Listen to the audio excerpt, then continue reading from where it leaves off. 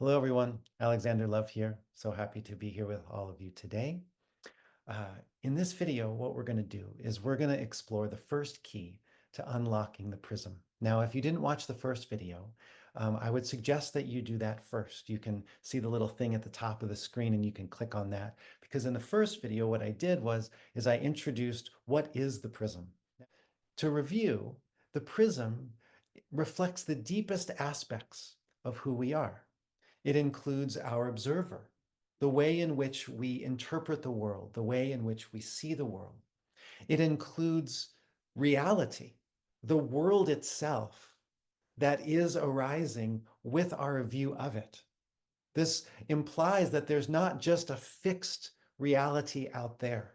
There's not just a fixed ontology, but rather as our observer changes, different dimensions within the world pop out. As I gave the example in the last video, an angry person sees the presence of anger in the world, whereas a joyous person will be able to see more of the joyous aspects in the world. Both anger and joy are a part of this reality, but in relationship to our observer, different aspects will be drawn out. The third aspect of the prism is interaction. This is the invitation that we are not just individuals walking by ourselves through a world, but that we are in direct participation with the world. Finally, we looked at the fourth aspect of the prism, which is that all of these dimensions that I'm describing are in a process of becoming. The way that we interact with the world, the lenses through which we know the world, and the features of what is the real world are all perpetually growing, transforming, changing, emerging.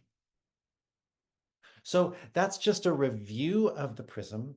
And what we're going to do in this video is look at the first key to unlocking it. How do we take these ideas and do something meaningful with them?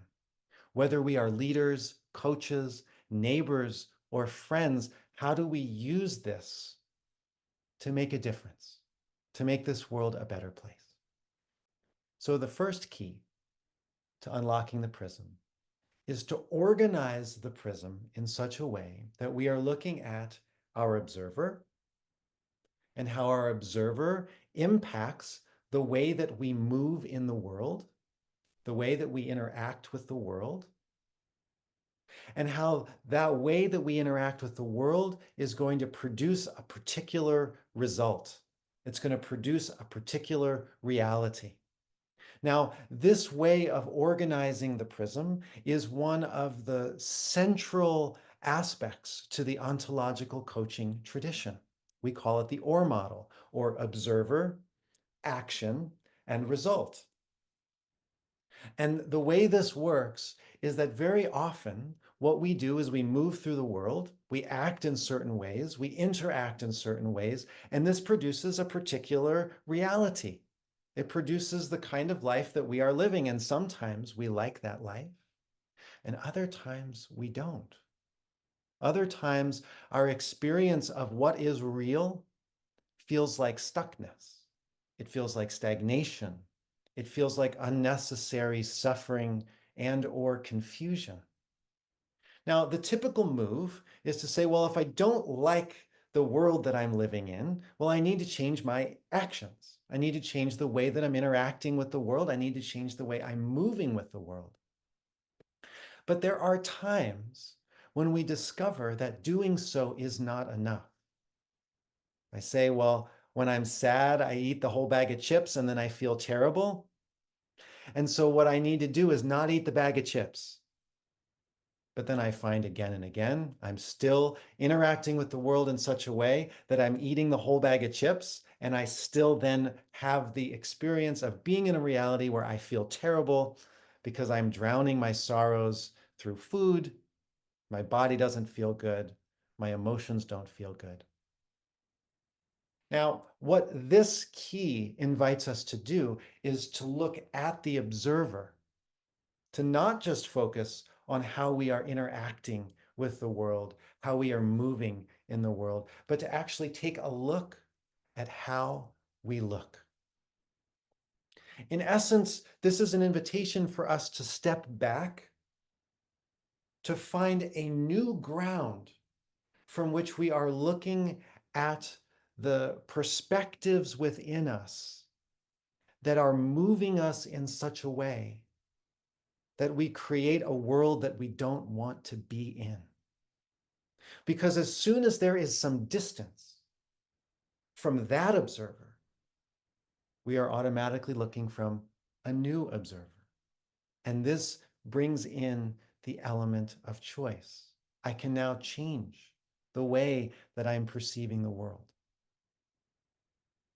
We could say that one of the biggest causes of suffering in this world is the belief that the way I perceive the world, the way that I see the world, is how the world is.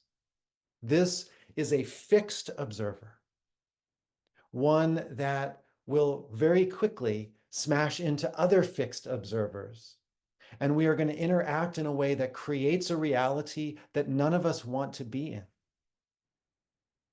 And so this key offers an opportunity for us to step back and recognize that perspective taking is fluid.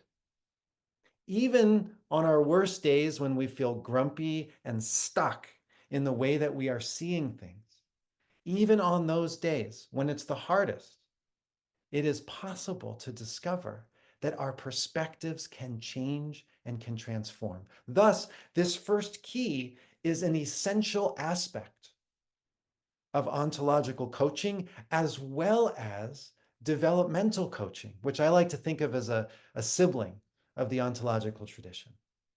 Because in both ontological coaching and in developmental coaching, we need to learn how to look at the perspectives that we're taking from a vantage point that is not stuck inside of those perspectives.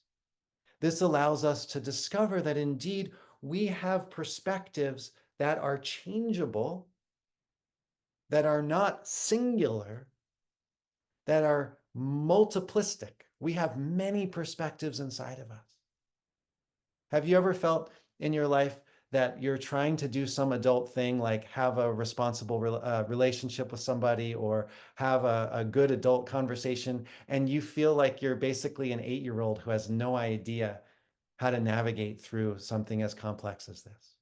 That's because you have a part of you that has a particular perspective, and that perspective may be 8 years old.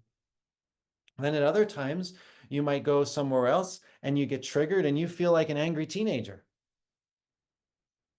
There's another observer in you that wants to act and interact in another way, that finds itself in a different reality.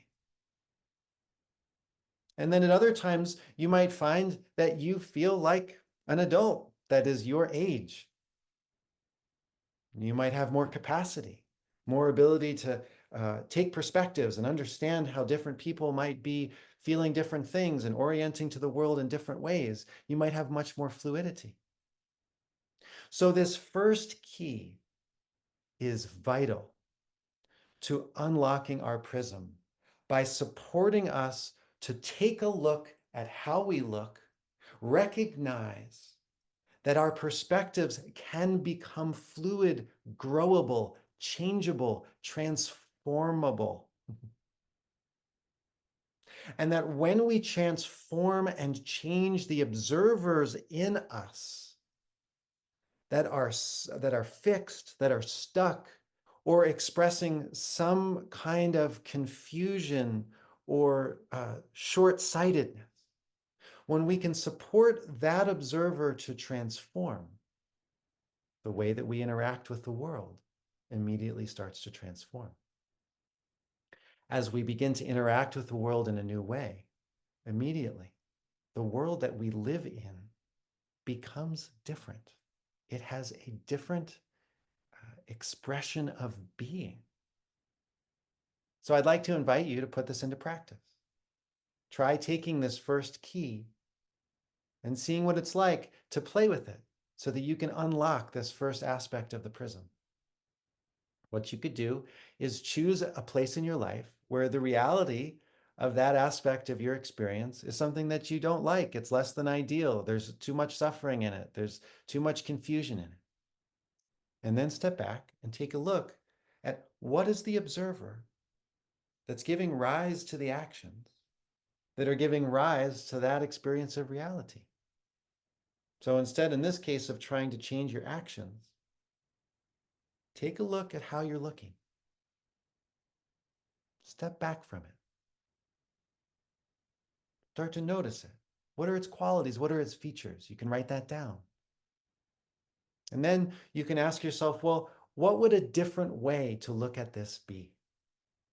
What would be a different way that I could make sense of this? That I could know the world? And then try taking that on. See how you move differently. See how you interact with the world in a different way. And then what you'll find is that that reality that you didn't want to be in starts to change. So I hope this was helpful. In the next video, I will share with you the second key to unlocking the prism.